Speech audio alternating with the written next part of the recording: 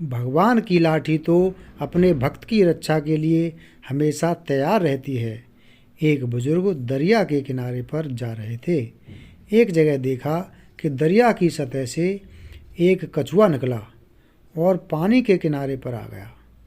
उसी किनारे से एक बड़े ही जहरीले बिच्छू ने दरिया के अंदर छलांग लगाई और कछुए की पीठ पर सवार हो गया। कछुए ने तैरना शुरू कर दिया। वह बुजुर्ग बड़े हैरान हुए।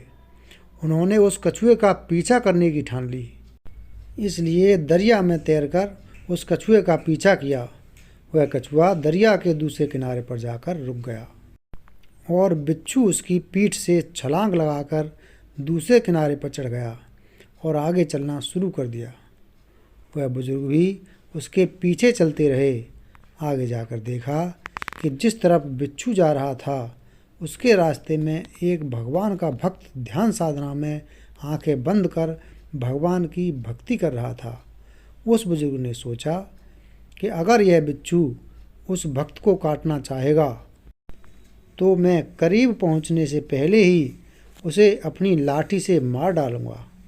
लेकिन वह कुछ कदम आगे ही बढ़े थे कि उन्होंने देखा दूसरी तरफ से एक काला जहरीला सांप तेजी से उस भक्त को डसने के लिए आगे बढ़ रहा था। इतने में बिच्छू भी वहां पहुंच गया। उस बिच्छू ने उसी समय सांप के ऊपर डंक मार दिया, जिसकी वजह से बिच्छू का जहर सांप के जिस्म में दाखिल हो गया और वह सांप वहीं अचेत होकर गिर पड़ा था। इसके बाद वह बिच्छू अपने रास्ते पर वापस चला गया। थोड़ी देर बाद जब वह भक्त उठा तब उस बुजुर्ग ने उसे बताया कि भगवान ने उसकी रक्षा के लिए कैसे उस कछुए को दरिया के किनारे लाया, फिर कैसे उस बिच्छू को कछुए की पीठ पर बैठाकर सांप से तेरी रक्षा के लिए भेजा। वह भक्त उस अचेत पड़े सांप को देखकर हैरान रह गया। उसकी आंखों से आंसू निकल आए और वह आंखें बंद कर प्रभु को याद कर उनका धन्यवाद करने लगा।